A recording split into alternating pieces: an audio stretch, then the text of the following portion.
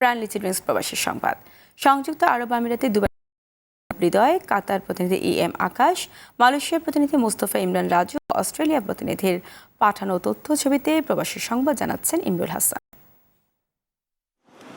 সংযুক্ত আরব আমিরাতে বন্ধ ভিসা চালু করার জন্য ইতিবাচক সাড়া মিলেছে বলে জানিয়েছেন আমিরাত সফররত প্রবাসী কল্যাণ ও কর্মসংস্থান মন্ত্রী নুরুল ইসলাম বিএসসি। দেশটির মানব সম্পদ উন্নয়ন বিষয়ক শেষে এই কথা জানান তিনি।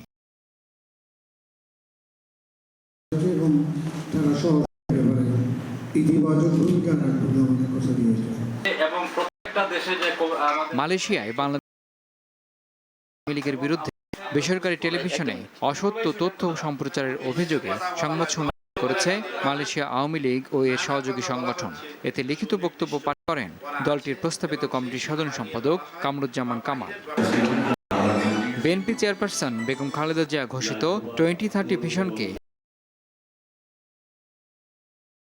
ধানসিঁড়ি বিএনপি কাতার শাখা দিলীপ কুমার ছোটনের সভাপতিত্বে প্রধান অতিথি ছিলেন সংগঠনটির আহ্বায়ক শহীদুল হক। এই সময় আরও উপস্থিত ছিলেন সদস্য সচিব শরীফুল হক সাজু, সিনিয়র যুগ্ম আহ্বায়ক পেয়ার মোহাম্মদ, যুগ্ম আহ্বায়ক মকবুল হোসেন, মেজবাউল করিম বাবলা, ফারুক হোসেন সহ অনেকে।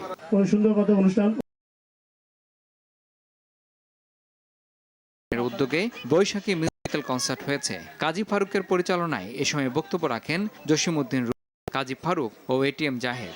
শেষে মনোজ্ঞ সাংস্কৃতিক অনুষ্ঠান পরিবেশন করেন শিল্পী ফকির শাহাবুদ্দিন, ডলি সায়ন্তনী, মাসুম ও আব্দুল্লাহ।